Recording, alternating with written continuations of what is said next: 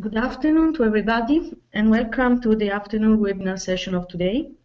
This is the second of the 3 lessons about how to create a kinematic protocol with the SMART Analyzer application. So now we are going to start with the second part of the practical session about the SMART Analyzer application.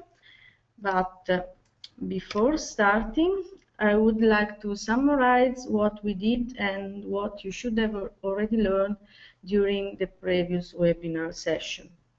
In the first lesson, we saw about how to create a new protocol starting from scratch, in particular about how to track a file into the Smart Tracker application to get 3D trajectories, how to create a model for a given set of markers, so how to load a tracked file into the Smart Analyzer, and how to start creating a new protocol panel. Then we talk about the Smart Analyzer layout and its toolbar, containing all the available operators. We talk about how to perform 3D marker trajectories interpolation, just in case some gaps are present into the raw 3D trajectories. We saw about how to create virtual markers, as it can be the case of the middle point between 2 markers, for example. And then you should have learned about how to compute a 1D angle between 3 markers. We had an example about how to identify local maximum and minimum over a trajectory or an angle. And at last, we had a look about how to save the protocol. Well, during the webinar session of today, we will learn more about some 3D operators. In particular, the objective of today are to learn about how to create a 3D reference system local to a body segment, understanding how to create a 3D vector, and about some basic vector operation, how to compute a 3D angles between 2 body segments, and then we will have a look about how to define a cycle in a movement. We will look about how to normalize a data into the time domain and how to define cycles and a mean cycle. I will show you also how you can apply the same operation to different trials very quickly and how to get the average results from more than one trial. You should remember that during the first lesson, we had computed, as example, the 1D angle between these 3 markers to analyze the angle of the elbow during a flexion extension of the elbow task. This 1D angle can give us only information about what happens in the plane defined by these 3 angles. These 3 markers, and so we can read the rotation about the axis that is perpendicular to that plane. But if you want to understand, for example, during a flexion extension task, if you have a movement also around other axes, in this case, to compute the angle between 2 vectors is not enough. So, for example, I want to show you this example in the video where the subject is performing a pronosupination task, and if you look at the 1D angle that we have computed on the previous time, you can see that it can give us the information about the rotation of the forearm respect to the upper arm. The 1D angle is only able to read only a small amount of rotation respect to what is real. You can see that we have, for example, in this example, just almost 20 degrees of peak to peak of degree. But this is not correct because the range of motion of the pronosupination task is higher respect to this value. So this is just to let you understand that if you want to measure that rotation, that type of rotation, you cannot measure by mean of a 1D angle, and so by mean of just 2 vectors defined by these 3 markers. But you need to define a 3D reference system, one local to the distal and one local to the proximal segment. And then you have to compute the 3D angle between these two segments. So now you are going to learn how to create a 3D reference system. But before, I would like also to clarify some basic concepts about the body segment 3D kinematics. We can say that the definition of a 3D local reference system is the basis of the 3D kinematics evaluation of a body segment. The first important key point to remember is that to define the position and the orientation of a body segment as the one we have in the image. So to define the position and the orientation of a body segment in a 3D space, we need to know the position of at least 3 points belonging to that body. That means that at least 3 markers has to be placed on the body segment you are going to track for your protocol. As you can see from this example, 2 points, for example A and B, are useful only to define a direction line, but we need to add a third point C also in order to have this information about the information about the body orientation also. So to study about the 3D kinematics of a body segment, it is common to define a reference system composed by 3 axes that are local on that body.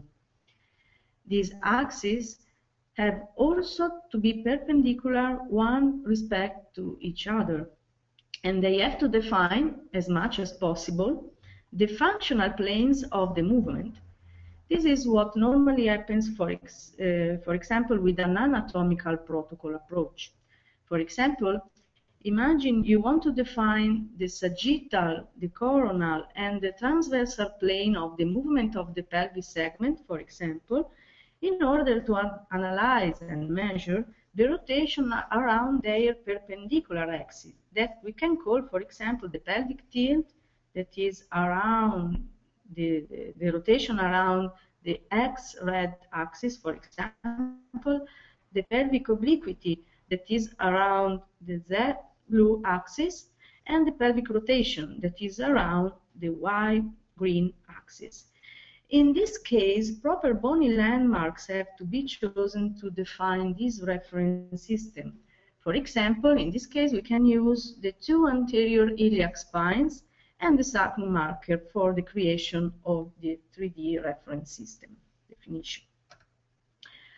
While, just as a quick example, in this case, just to show you that the 3 points A, B, and D are useful to define a reference system based on X, Y, and Z that are 3 perpendicular axes, so they seem to be useful to define a 3D reference system. But this is just a technical reference system, and they are not good anatomical axes. So this is just to let you understand that the axis definition is a very important point for the kinematics of the human body. Some other protocols use a more technical approach and use cluster of marker, as you can see, the one defined by the A, B, C, D marker, to define a technical reference system that is local to a segment, in this example to the femur. And then they perform some static calibration with a rigid pointer which contains 2 markers at a given fixed distance. And they use this calibration to define the position of the real bony landmark, which are useful later to define the real anatomical reference system, that is the one drawn in red on the image.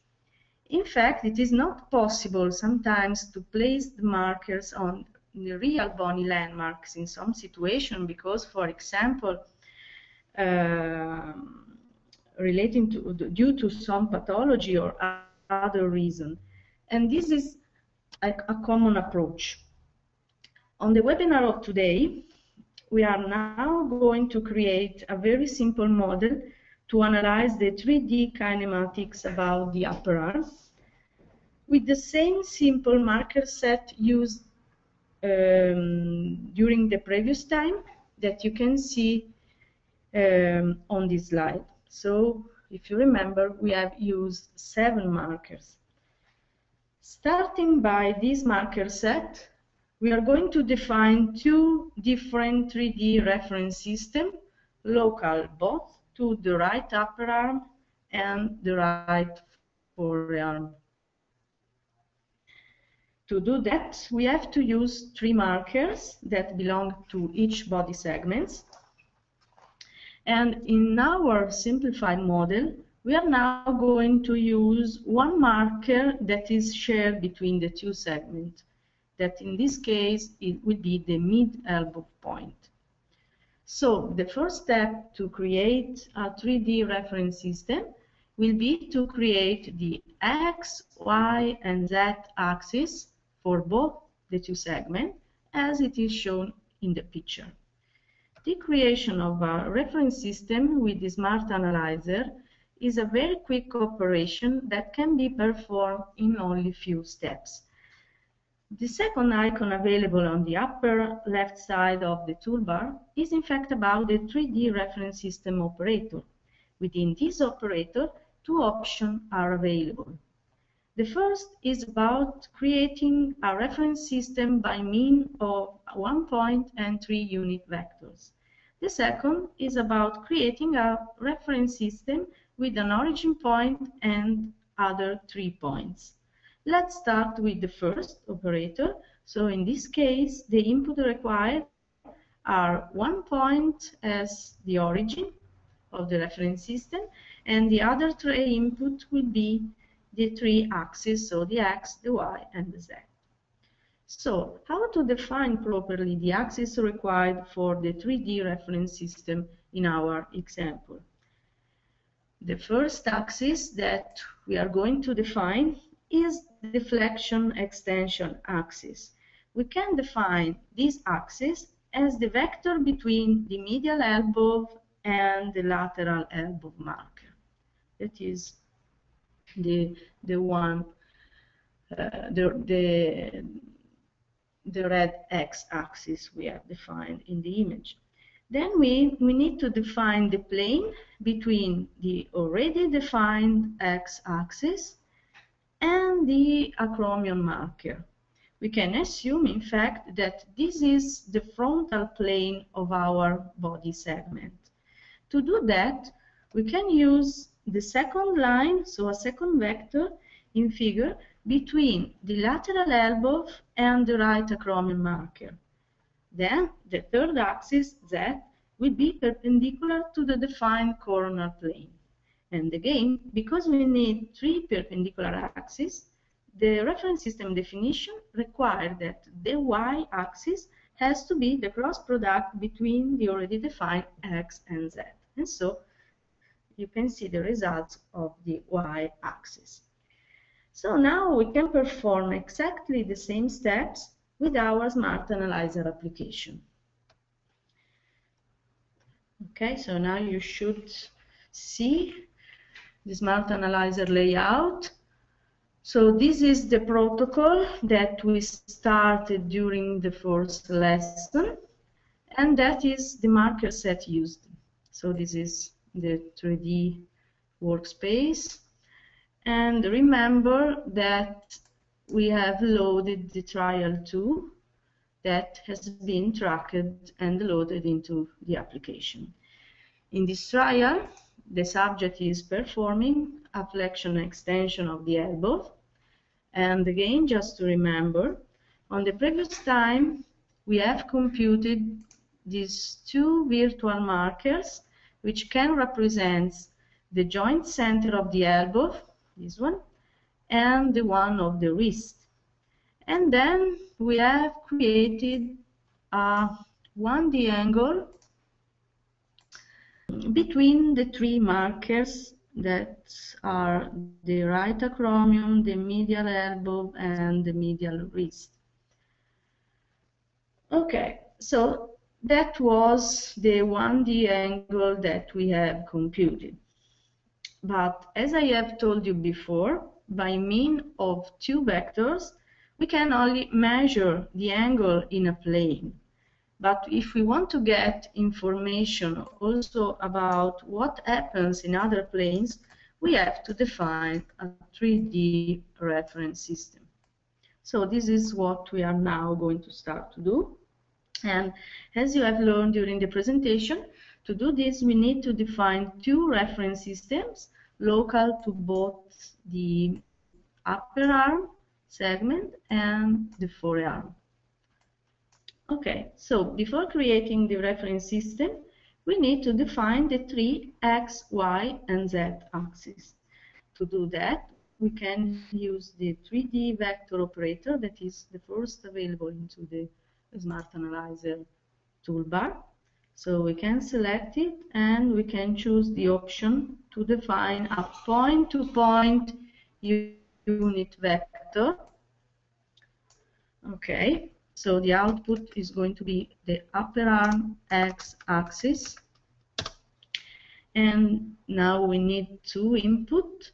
The first will be the origin of the vector. So in this case, I want to choose the lateral elbow.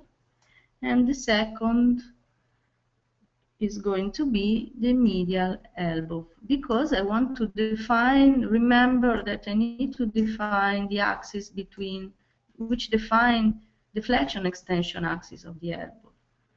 That will be from the lateral to the medial marker.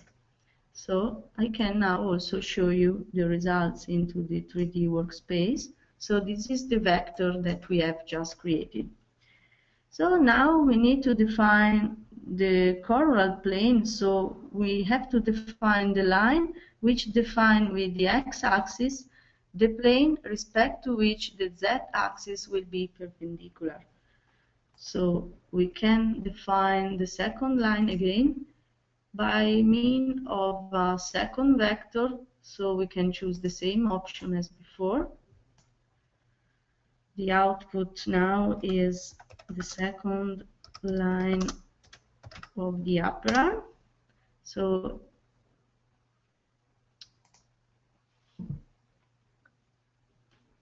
okay.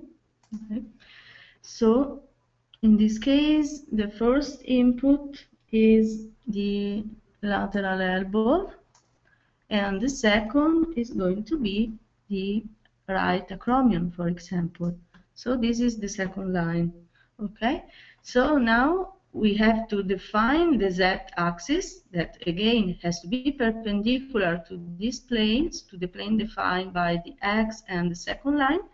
So to compute the vector that is perpendicular to this plane, we can use the normalized cross product operation.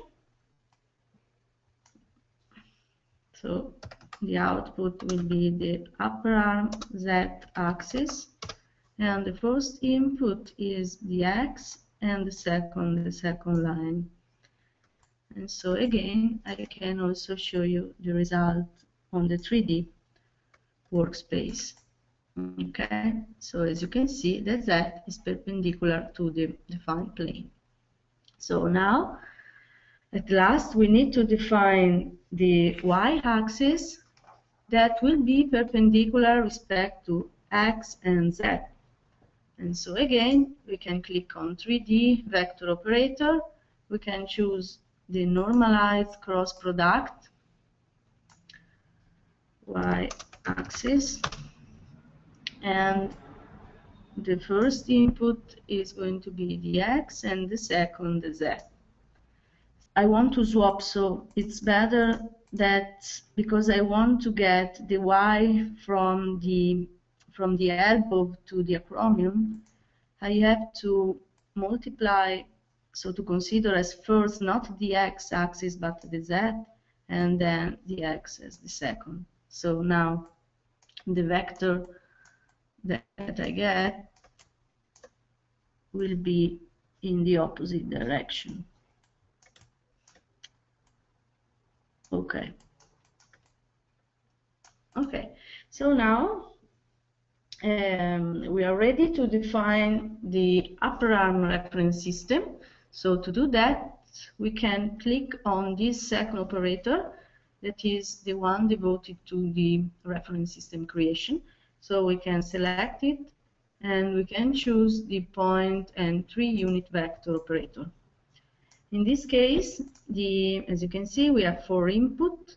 The first has to be the origin. So for example, we can consider as the origin the mid elbow point. Then the other 3 points has to be the 3 axes, the 3 just defined axes. So the first the X, the second the Y, and the third the Z. And the name of the output in this case is upper arm reference system. Good. So now I can also visualize the results into the 3D workspace. So I can drag and drop the reference system into the 3D workspace. Good. So now we have to perform the same steps also for the forearm reference system. So let's start again with the axis definition. So I can click on 3D vector.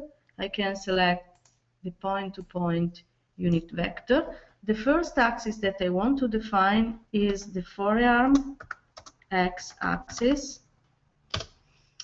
Okay, and I'm going to use the lateral and the medial wrist marker. So the first input I want to choose is the lateral wrist, that will be the origin of the vector, and the second will be the medial. Okay, so again now I need to define a second line which define with the x-axis the plane respect to which the third axis, will be perpendicular. So I can define another vector that in this case come from the lateral wrist, for example, and the medial elbow. So this is the second line of the forearm, and the first input is the lateral wrist, and the second the medial elbow. Now I can compute the direction of the z-axis as the cross product between the two, between the x and the second line. This is forearm z-axis, where the first input is the x and the second line as the second input. Okay, and so now we are ready to define the third y-axis, that is again defined as the cross product between z and x. So this is the y forearm axis, that will be the cross product between z and x. Okay, so now we are ready to define also the forearm reference system. So to create this, we can click on this, select again point and 3 unit vector. We can choose as the origin now the midpoint of the wrist, and as the other input we can choose the x, the y, and the z axis. And the name of the output in this case will be the upper forearm reference system. And again I can show you the results. So as you can see, if we look at the reference system we have just created on the upper arm, you can see that we have 3 axes, and that the x-axis is, we can consider as the x-axis as the flexion extension axis of the elbow. We can consider the z as the coronal, the axis of the around which we get the abduction-adduction movement, and we can consider the y-axis as the axis where we have internal and external rotation of the forearm respect to the upper arm. So now we are ready to compute the 3D angle between the two reference systems. Okay. So to do that, we can click on this operator that is devoted to the creation of a 3D angle. So we can click on it. And now we need to choose the correct sequence for the computation of the angle. And in this case, as it is common in biomechanics, we are going to use the sequence of rotation around, at first, the flexion extension axis, that is the x-axis, then around the abduction axis, that is the z-axis in our example, and then around the y-axis, that is the internal-external rotation axis. So I'm going to choose these Euler x, z, and y angles, sequence of rotation. Okay, so in this case, the output will be the 3D elbow angles, where the first input has to be the proximal segment, and the second, the distal one, so the forearm. So now I can show you the result. So as you can see here, now we have the three different components of the movement in time. So for example, the first graph, the one around the x-axis, is about the flexion extension component. The second around y is the internal external rotation, and the third is the abduction-adduction component.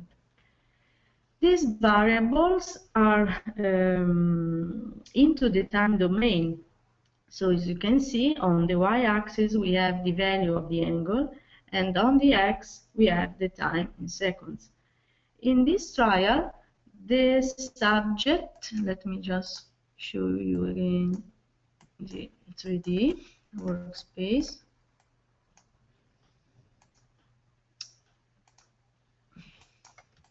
Okay.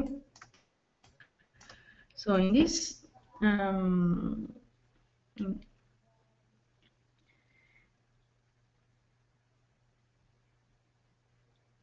trial, the subject is performing the same task, so in this case a flexion extension of the elbow, for a series of repetition. And this is typical because to can describe the typical movement, we usually analyze a lot of repetition, and then we compute the average curve between multiple cycles. This is to get more consistency on the pattern. This is the same if we want to get the average results coming from different trials. But remember that we can't perform averaging into the time domain, but we have to normalize the variables into the time domain. So we have to consider what is the cycle time as the reference time in respect to which perform the time normalization. So to define a cycle, we have to define some time events, and then remember that a cycle is usually defined as the time between two similar events. In this case, for example, we can use as key event to start the cycle the instant when the elbow starts to go into extension. So this, and the end of the cycle will be again the instant when the elbow will stop the first flexion and start for the second extension, and so on. So if we look at the 3D elbow angle and we consider the first component,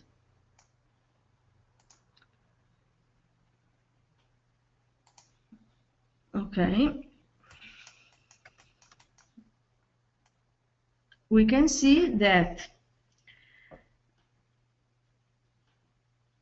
we have a minimum on the graph, as you can see here, when the elbow starts to go into extension. And then we have a maximum of the angle where the elbow has reached the maximum extension. So we can consider a cycle from one minimum to the other minimum. So this will be the first cycle, this another cycle, and so on.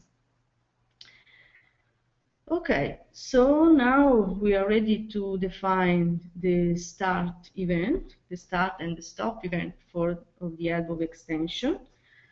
To do that, we can click on event and we can choose the option event sequence on 1D object.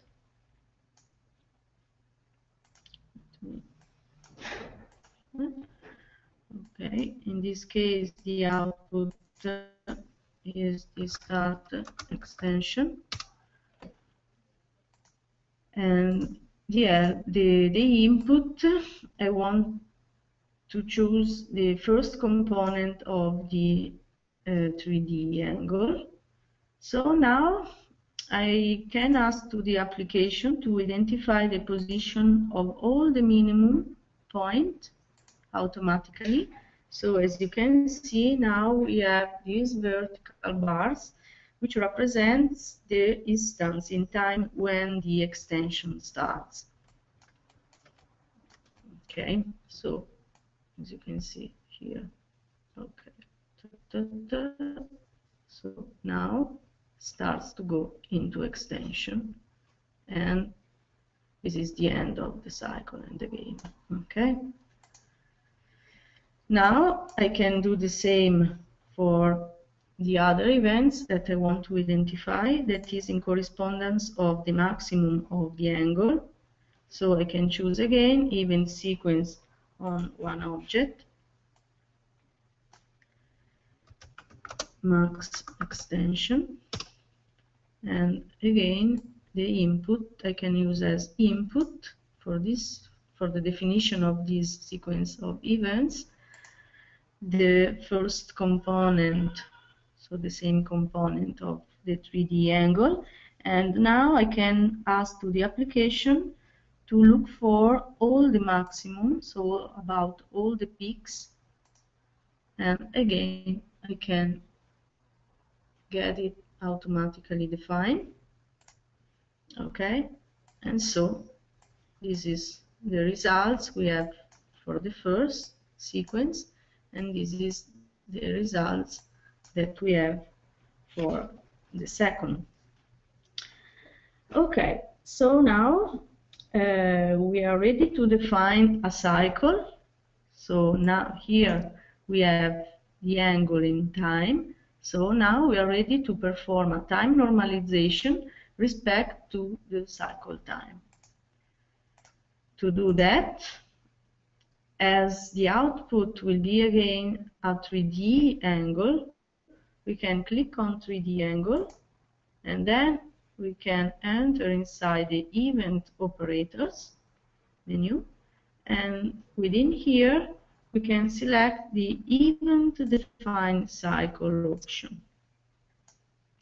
In this case, the output will be 3D elbow angles cycles, where the first input is the 3D elbow angles, and the second has to be the sequence of events. So in this case, the start of the extension event.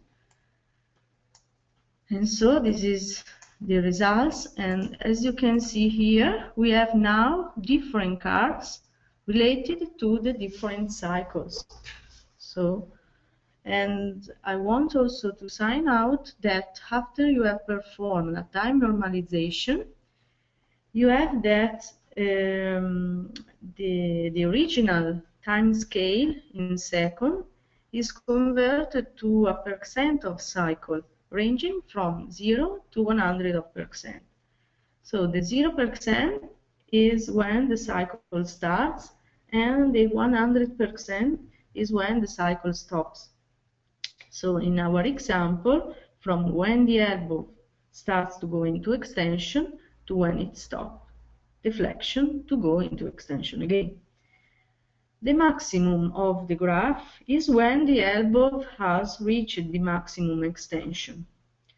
So if we want, we can also get the percentage in time, and we can compute this percentage respect to which the maximum extension event happens within the cycle time.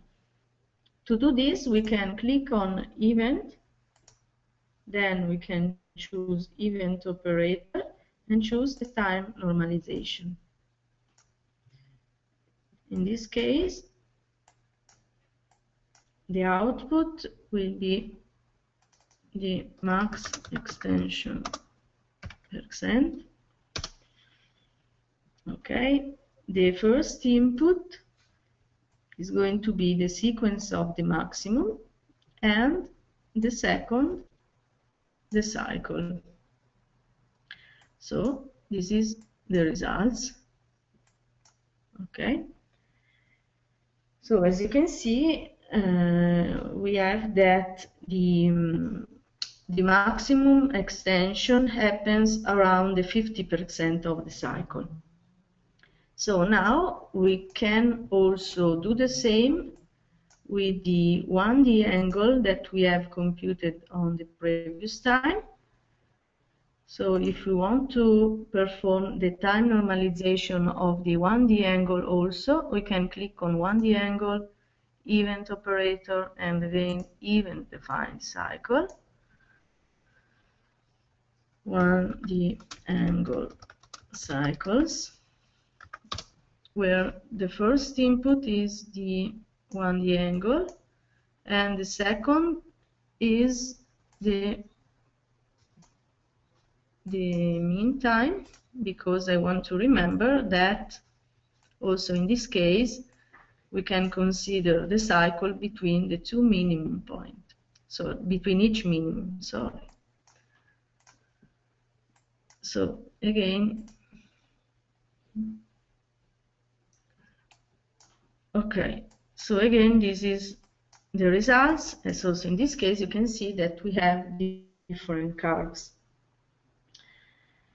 So now we can continue, and we can, for example, compute the maximum values of the flexion extension component of the angle in correspondence of each max events, for example. So if we want to do that, we can click on 1D angle, we can click on event operator, and we can choose the event defined value. The output is the max 3D elbow angle, the X component, and the first input is going to be the first component of the angle, and the second input, the sequence, the time sequence of the events. So here we have the sequence of the maximum point of the angle. We can do the same now for the minimum. So I can click on 1D angle, event operator, event defined cycle. Now I'm going to get the minimum sequence of, the minimum value of the 3D angle related to the X component. So again, the input is the 3D elbow angle, And now the second input is the start of the extension event. So this is the sequence of the minimum value of the angle. Okay, so now we can compute the mean value of the maximum and the mean value related to the minimum.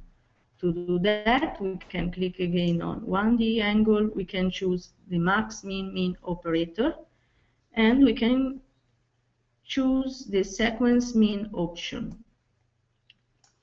So mean max 3D angle X, and in this case the input is the sequence of the maximum, and we can do the same for the minimum.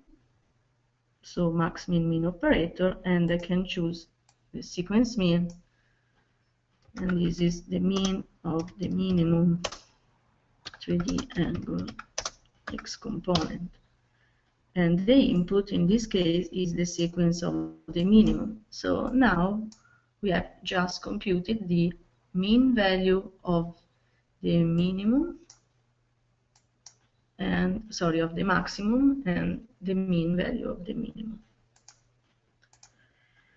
Okay, so now we can, if we want, compute the range of motion.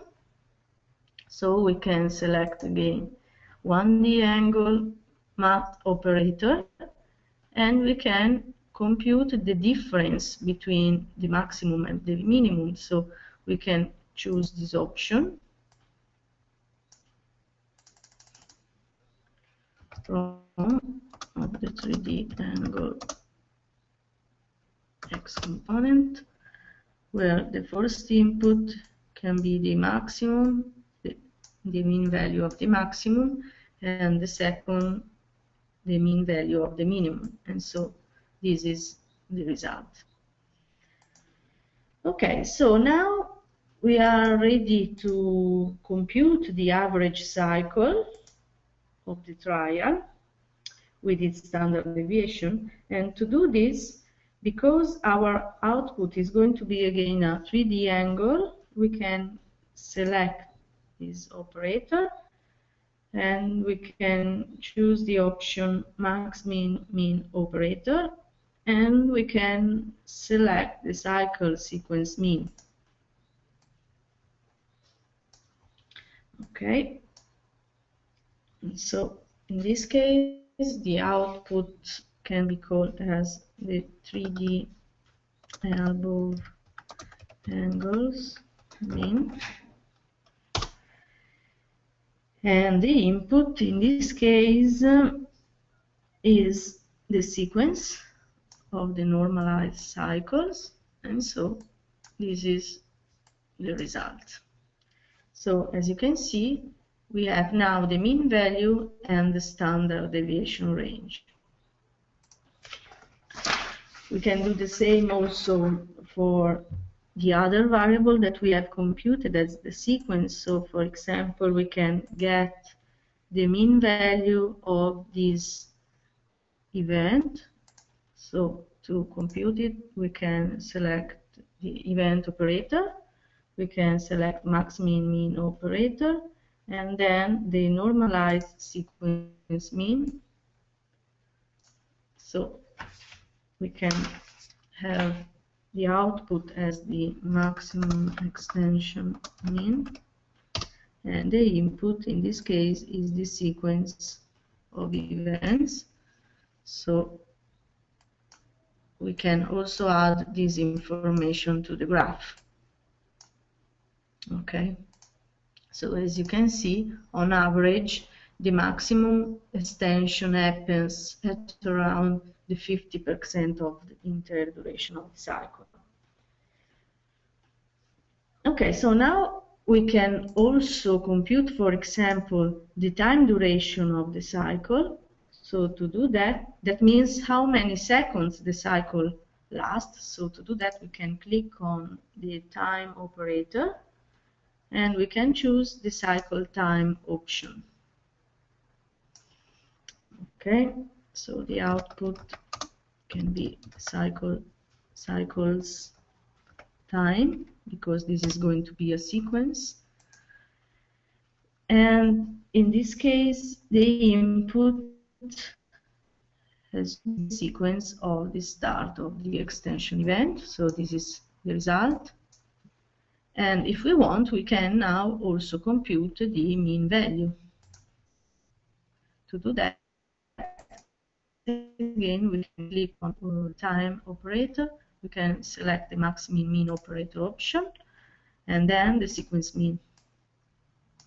So mean cycle time.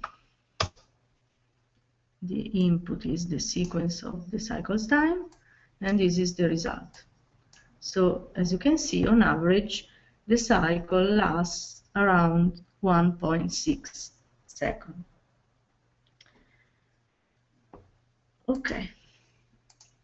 So now I can also compute the average, so the mean value of the 1D angle cycle sequence. That was, just to remember, the sequence of these different graphs. So if we want to get also the mean value for this, we can select on 1D angle, choose again max min mean operator, and we can choose the cycle sequence mean again. Mean 1D angle cycle. And the input is the sequence of the normalized graph, and this is the result. So as you can see, also in this case, we get the information about the mean value and the standard deviation range. Good. At last, I would like to show you how you can average more than one trial. In fact, for each operator, there is a specific option devoted to do that. Imagine if, for example, that you want to compute the mean elbow 3D angles, but related to more than one trials. So if you want to arrange your protocol in order to can do that in the future, you can, if you want to compute the 3D angle, for example, starting by clicking on the 3D angle operator, then you can choose again the max min mean operator, and as you can see here we have these acquisitions means or mean option, and thanks to this operator, as soon as we will save the protocol and we will load more than one trials, we will get the average value between all of them. So now I'm going to select it, and the output in this case can be the 3D elbow angles average, and the input is, in this case, is the mean of the cycle mean. Okay, so now I can do the same also for all the other variables. So for example, I can get the average value of the cycle time. So in order to do that, I can click on the time operator. I can choose the max min mean operator, and then again, as you can see also in this, within this operator, the acquisitions mean is an option available. So I can choose to use it. The output will be the average cycle time, and the input the mean cycle time. We can do the same also for these events. So I can click on the event operator, and if I select, I enter into the menu available within the max min mean operator. Again, I have the same option, so the acquisitions mean. So I can use it. Okay. And so in this case, the output is the average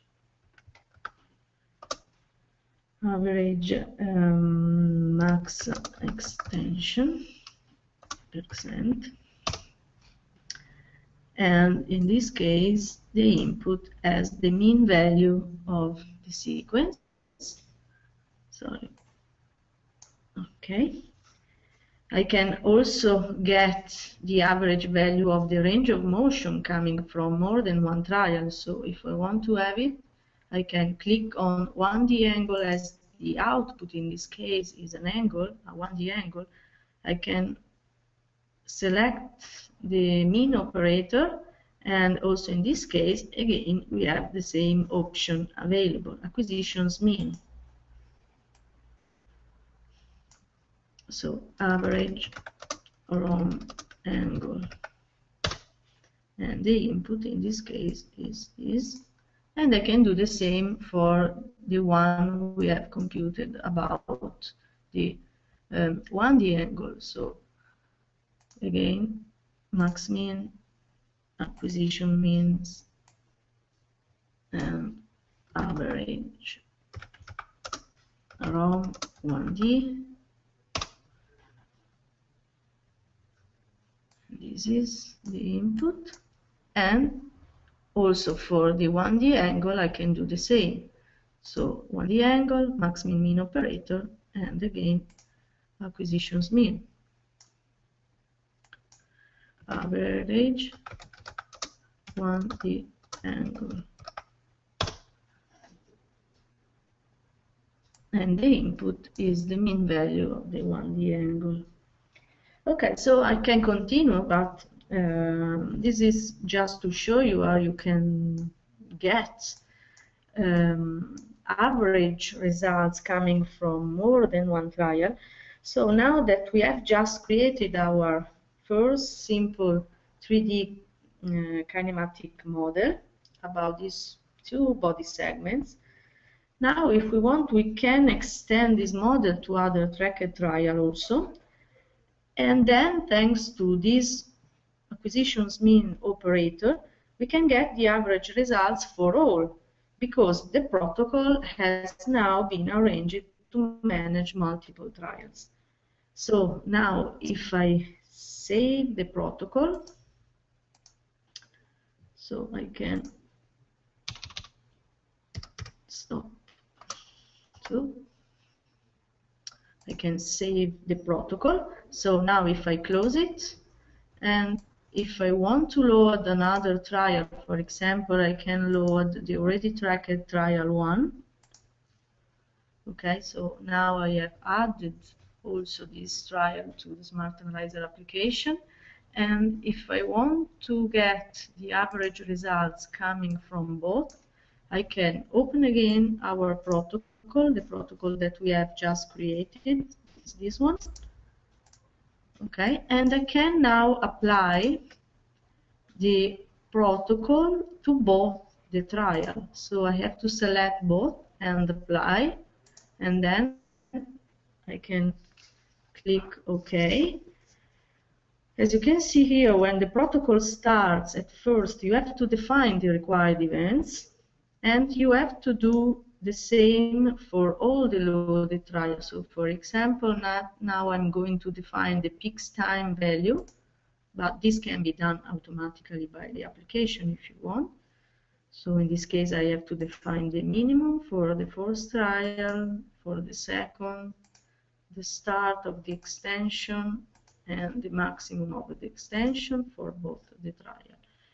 So now, if I look inside both the trial 2 and the trial 1 TDF folder, as you can see that the protocol has automatically computed all the variables we have just created for both.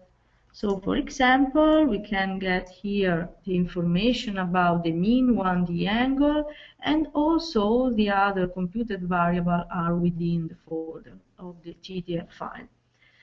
And as you have seen, you can do it very quickly.